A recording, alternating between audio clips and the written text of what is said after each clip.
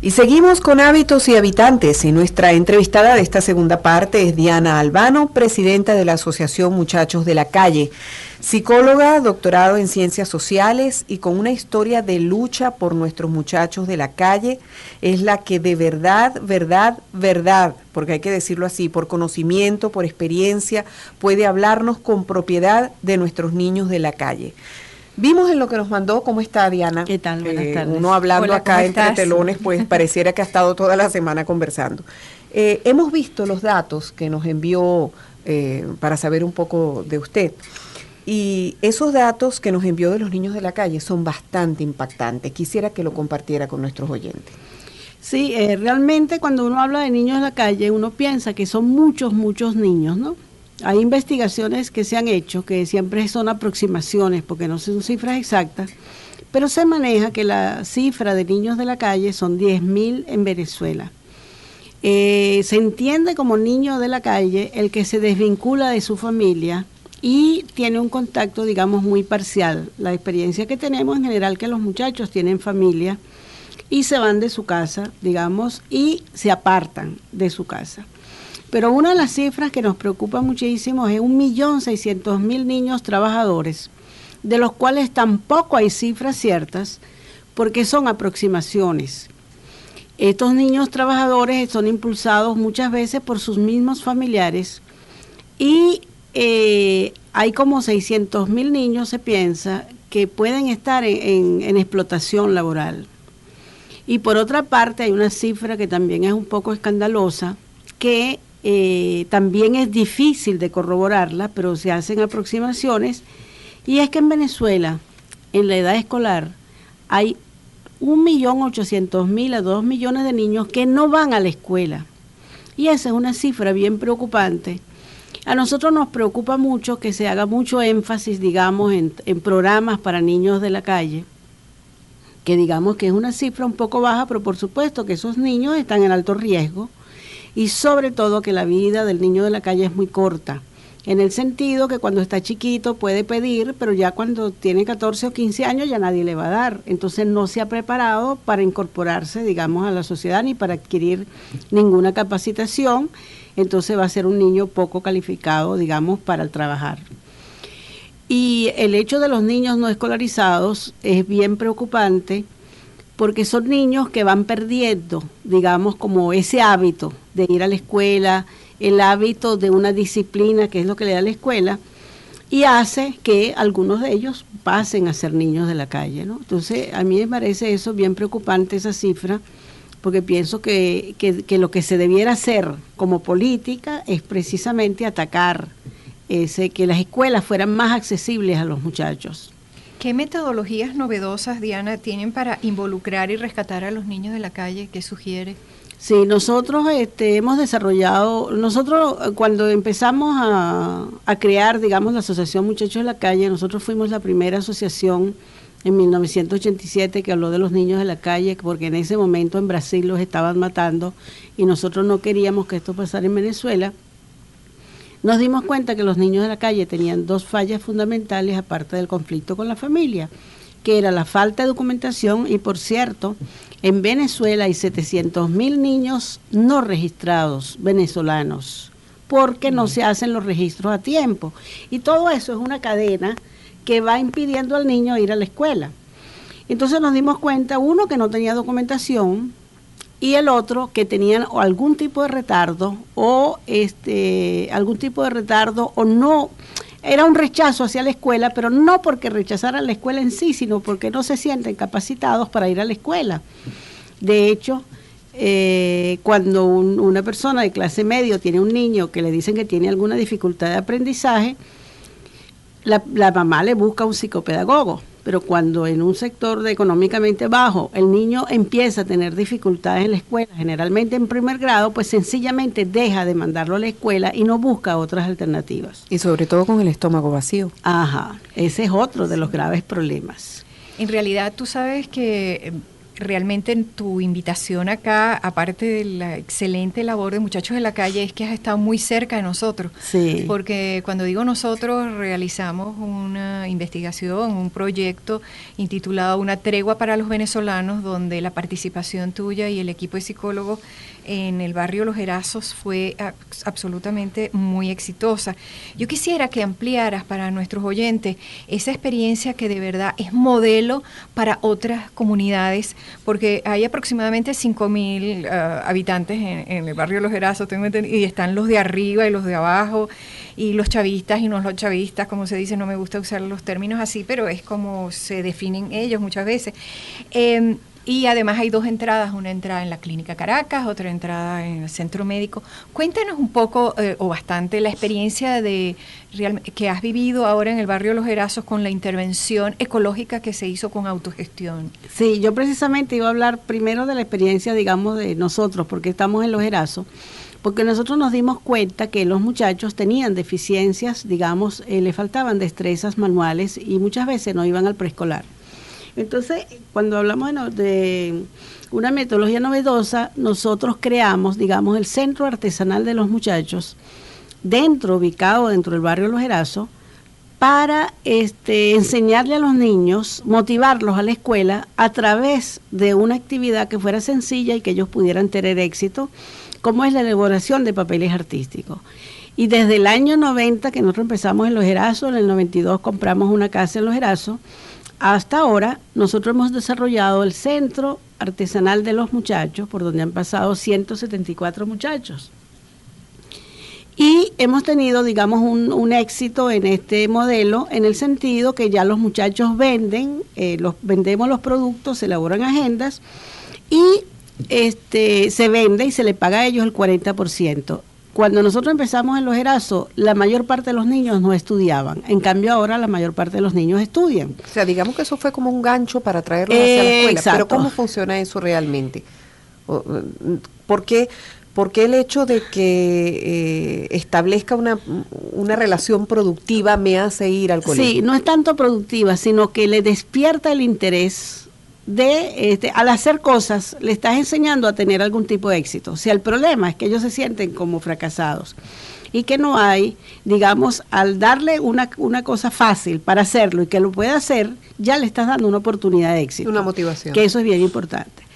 El año pasado tuvimos, digamos, la oportunidad, nosotros siempre nos habíamos dedicado a los muchachos y no a la comunidad porque siempre hemos tenido falta de recursos.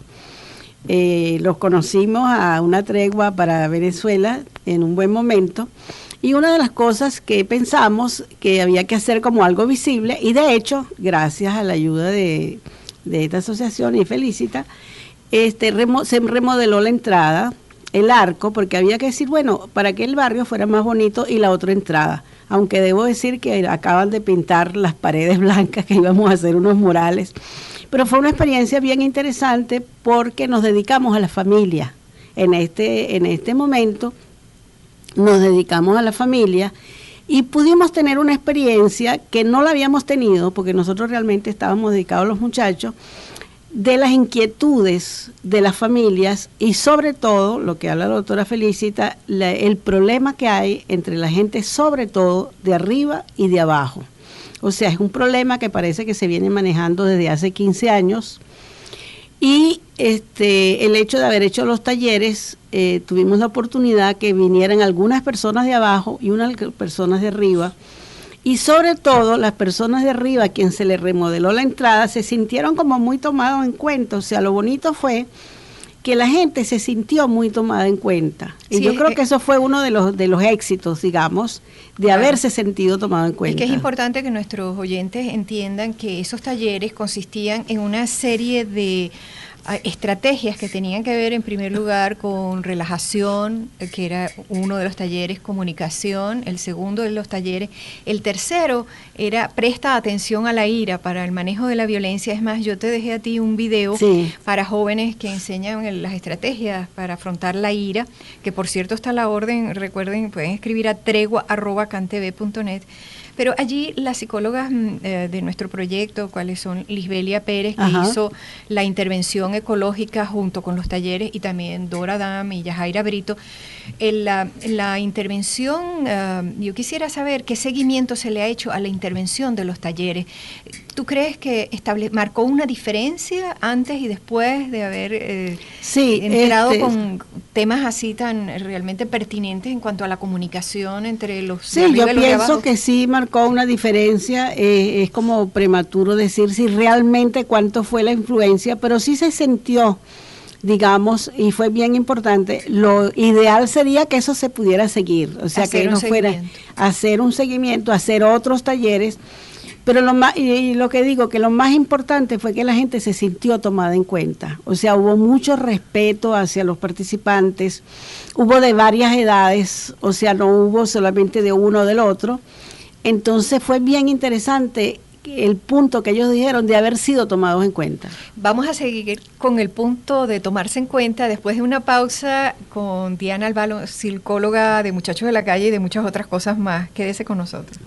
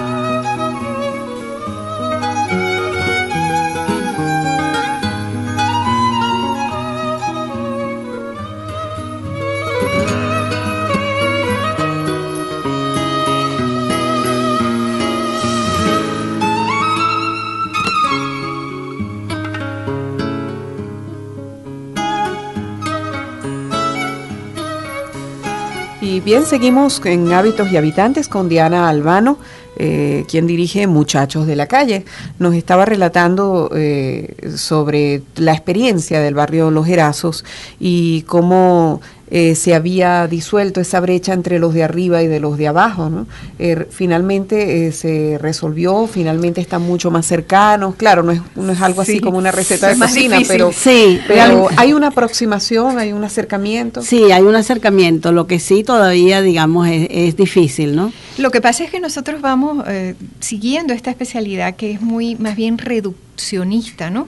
Vamos a cosas muy sencillas, puntuales y a veces terribles, como que es cierto que en los huecos se escondía la droga, en muchos huecos allí en el barrio, y que la intervención ecológica que tiene que ver con el contenedor de basura que se reconstruyó, y también esos materos de concreto que tenía por un lado la responsabilidad de algunas señoras o una señora creo, para regar las matas, eso se mantiene, y el señor que recoge los desperdicios.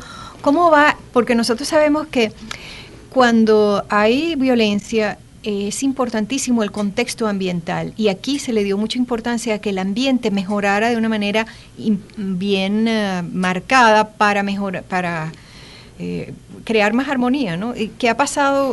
¿Les ha hecho seguimiento de esos materos de concreto? Y el sí, por cierto que sembramos también unas trinitarias. Y bueno, se ha mantenido, lo que yo veo que ha habido más preocupación de la gente, todavía hace falta, digamos, un tratamiento de la basura, porque parece que también hay problemas. Se remodeló el basurero, que era una de las preocupaciones, pero parece ser que de enfrente traen la basura, entonces eso ha perjudicado un poquito, ¿no?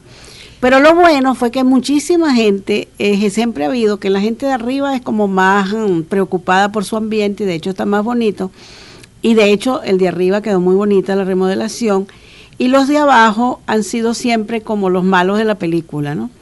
Pero lo que hemos visto que hay más gente que se ha involucrado, gente que se quiere organizar, y de hecho ahorita hay una cooperativa de reciclaje. Entonces hay todo un movimiento, digamos, para seguir con eso, o sea, no dejarlo y no, pero sobre todo el involucrarse de la gente. ¿Cómo ha sido el acercamiento del centro médico y el hospital de clínicas que está enfrente, que tengo entendido que se estableció, incluso que se logró alrededor del centro médico utilizar el mismo ladrillo para que hubiera un seguimiento ambiental? Sí, ¿no? Se ve muy lindo ahorita. Ajá. Se ve realmente espectacular esa entrada. O sea, porque que es involucrar la comunidad también de los alrededores. Sí, y de hecho el Hospital Clínica Caracas tiene una iniciativa como para seguir haciendo esas remodelaciones que pongan en un ambiente bonito para que la gente se sienta bien, ¿no? Y la electricidad de Caracas también parece que los ha felicitado. Sí, parece que se está interesando, sí. ¿Cuánto interés tienen en este momento? ¿Muchísimo, mucho? ¿Qué grado de interés? Pareciera ser que se ha despertado un interés, porque el barrio estaba como abandonado. A raíz de todo esto, se ha vuelto como reactivar. Todo es que yo pienso que el compromiso social como que se ha ido despertando paulatinamente a raíz de todas estas cosas que hemos estado viviendo política y socialmente. Pero volviendo al caso de los muchachos de la calle, cuando nos hacía el relato del barrio Los Herazos, hablaba de... Bueno, estoy aquí ante dos psicólogas, ¿no? Pero de un problema, un trasfondo de autoestima. Sí. O sea, cuando usted se refirió a que por primera vez o ellos se sintieron tomados en cuenta, eso empezó a despertar y a mover muchas cosas. Sí. Entonces, a veces pensamos que toda esta problemática de los niños de la calle, que viene, por supuesto, de la familia de origen, ¿no? Sí. Viene también de un problema de estima, ¿no es cierto? Sí, y sobre todo y hablando del problema de los niños de la calle, yo siento que este problema no se ha manejado bien, ni de parte del gobierno ni de parte de algunas empresas. Okay, vamos a eso porque es muy importante.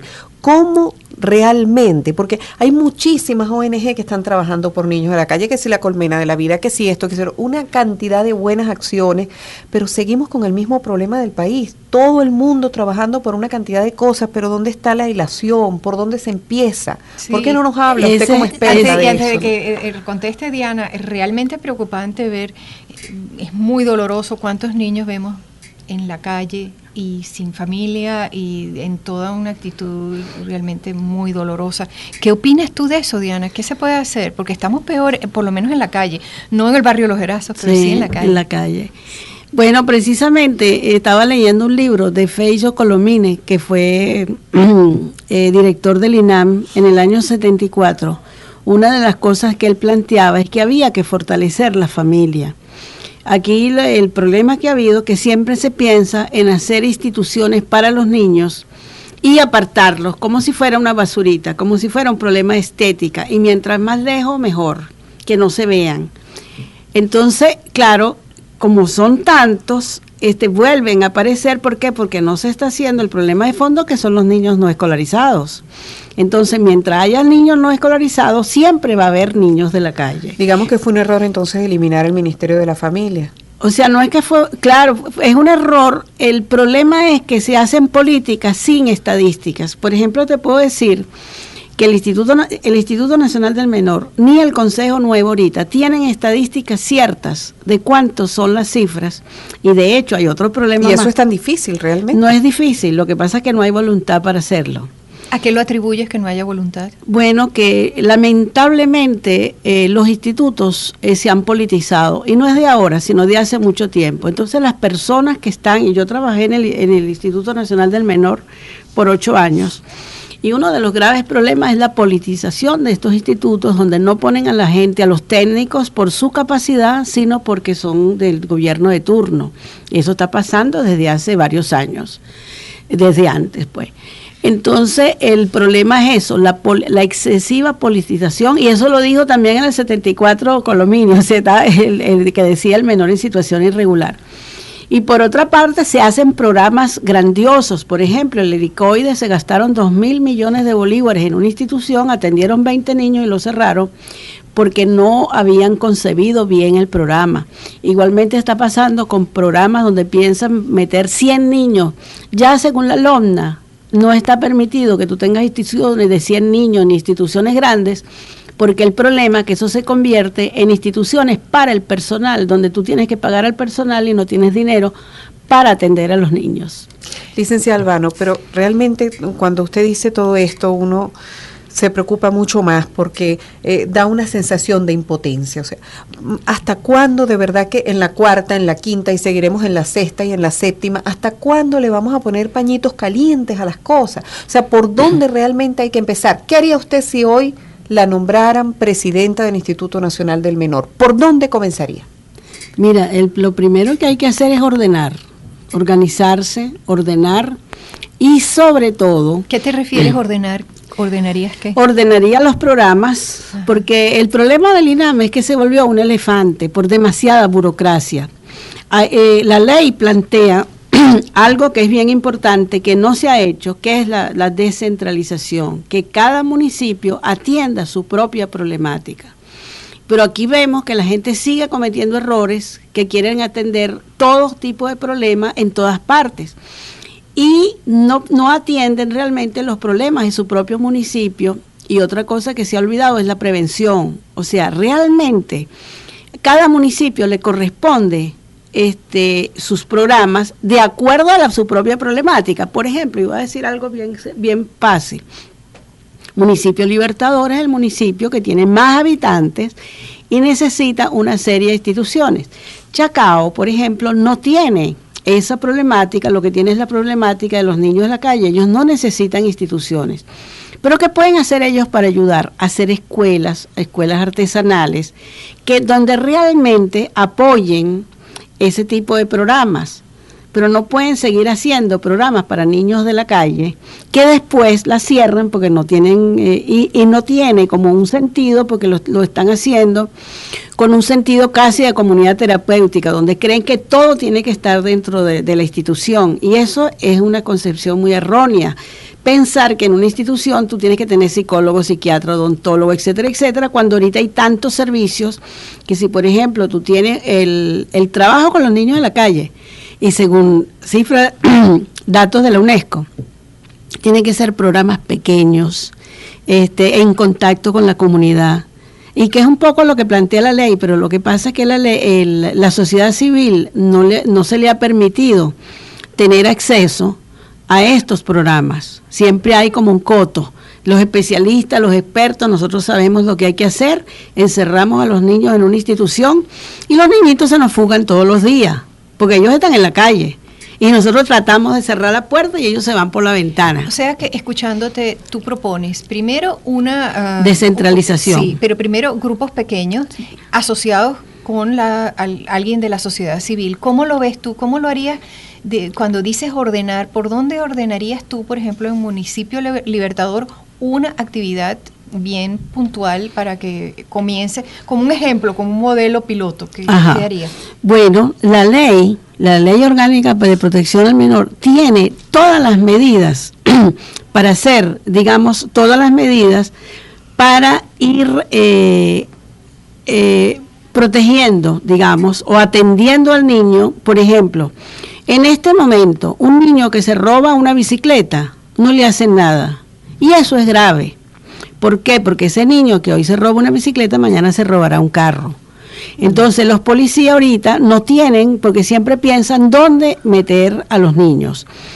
El Consejo de Protección no pueden ir con los criminales. Estaba rotado, claro, porque no hay prevención, no se trabaja en la parte, y sobre todo que todos los niños debieran ir a la escuela.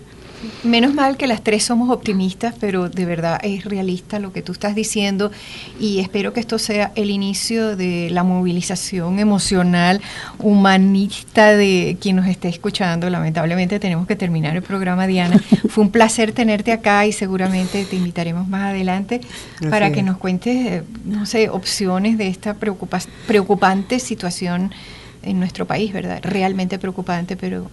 Bueno, yo quería decir que yo no terminé mi doctorado y precisamente lo estoy haciendo en Niños de la Calle para hacer propuestas. Magnífico, de verdad. Gracias. Que se necesita muchísima gente con ese espíritu de vocación de servicio. Exactamente. Gracias por estar un placer, Diana. Gracias por estar acá. Este programa fue auspiciado por Venezuela, Iniciativa para la Construcción de la Confianza en el País. Para sugerencias y preguntas y orientaciones, establecer contacto con tregua@cantv.net. En la producción del programa estuvo María Antonieta del Rosario, en los controles Naudi García y Joel Garrido, y en la producción general Vicente Chino Gamboa. Y quien les habló, Felicitas Cort. Será realmente hasta otra oportunidad que estaremos conversando con ustedes en Hábitos de Habitantes. Muchísimas gracias a Naudi también, al otro lado del vidrio. Muy buenas noches y hasta el próximo jueves. Y recuerden que este es el primer programa para la promoción de la salud mental en 710 Radio Capital. Gracias.